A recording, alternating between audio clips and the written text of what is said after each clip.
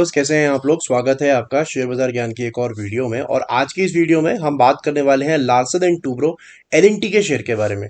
2221 पे क्लोजिंग दिया है इसने फ्राइडे के सेशन में। और पिछला हफ्ता जो था काफ़ी एक गिरावट वाला वीक था। ऑलमोस्ट 6.5% जो है स्टॉक टूट गया है, जो कि बहुत ही बड़ा एक फॉल है फॉर एलएनटी, क्योंकि इसने इतना बड़ा फॉल काफ़ी रिसेंट टाइम में दिखाया नहीं है। और ये जो फॉल आया है, this is basically come after the results. तो रिजल्ट्स में ऐसा क्या है जो मार्केट को पसंद में नहीं आया, उसके बारे में हम बात करेंगे डिटेल में। और उसके बाद में हम चलेंगे एलएनटी के चार्ट्स के ऊपर में और देखेंगे कौन से लेवल्स आपको आने वाले समय में देखने को मिल सकते हैं। इन सारी डिटेल के बारे में वीडियो होने वाली है।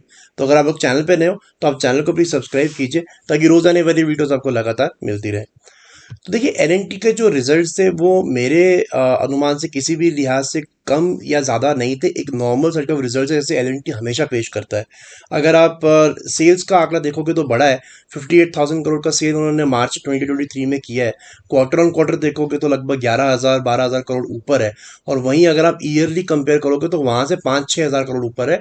लगभग 12-15% की बढ़त उसके अंदर में देखने को मिलती है। अगली चीज़ जो इंपॉर्टेंट है रिजल्ट के अंदर देखने का है, वो है इनका ऑपरेटिंग प्रॉफिट मार्जिन।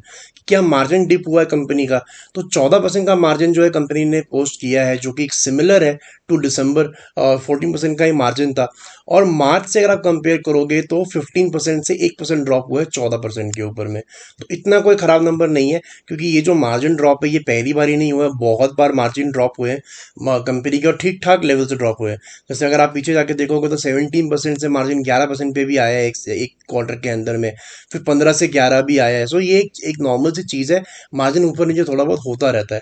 और अगर हम एंड में प्रॉफिट की बात करेंगे तो नेट प्रॉफिट भी जो है इनका अच्छा आया है। लगभग 4,460 करोड़ का जो है इन्होंने नेट प्रॉफिट जो है पोस्ट किया है मार्च के अंदर में, जो कि ठीक ठाक बढ़ा है। 3,000 करोड़ से 1400 करोड़ का प्रॉफिट बढ़ा है, मतलब ऑलमोस्ट 40% का प्रॉफिट जो है इन्होंने पोस्ट किया है क्वार्टर ऑन क्वार्टर। अगर ईयर ऑन ईयर की बात करोगे तो ईयर ऑन ईयर में भी 300 करोड़ की बढ़त है, जो कि लगभग 7% का इन्होंने इजाफा प्रॉफिट के अंदर में भी दिया है। So what is the reason if everything is okay, everything is normal, तो क्या ऐसा हुआ है कि स्टॉक के अंदर में एबनॉर्मल मूव आया है और 6% स्टॉक टूट गया है? तो इसका एक ही कारण है, और वो है एक्सपेक्टेशंस। बेसिकली एलएनटी का शेयर अगर आप देखोगे तो 2022 से लेके अभी तक ठीक ठाक रनअप दे चुका है। और 1700 1650 रुपए के लेवल से 2400 रुपए का लेवल जो है इसने ऊपर की तरफ में तय किया है। So I think the markets was expecting a lot of positive, कि मतलब जितने नंबर्स आए उससे बेहतरीन नंबर के आशंका थी, जो कि नहीं आए। तो एस्टिमेट्स के हिसाब से ना आने की वजह से इसके अंदर में गिरावट जो है मेरे हिसाब से बड़ी है। दूसरी चीज़ एक और जो आपको ध्यान देने की ज़रूरत है, मैंने अपनी वीडियो में कई बार इसका जिक्र किया है, ये वीकली चार्ट है एलएनटी का। और इसके अंदर में एक चीज़ मैं चार्ट बड़ा करके आपको इसलिए दिखा रहा हूँ, because I want to display the gap between the 20 and 200 moving average. मैंने बहुत बार अपनी वीडियो में बताया कि जो भी एग्जिस्टिंग ट्रेंड है, अगर उस एग्जिस्टिंग ट्रेंड को पलटना है तो नॉर्मली 20 और 200 मूविंग एवरेज के बीच का गैप बहुत बड़ा हो जाता है। अगर आप रिसेंटली भी आप जाओगे पीछे किसी भी चार्ट को खोल के देखोगे तो यू विल ऑब्जर्व दिस, कि जब भी ये दोनों एवरेज के बीच का गैप बड़ा होता है, वहाँ से जो भी एग्जिस्टिंग ट्रेंड होता है उसने नीचे आना ही है।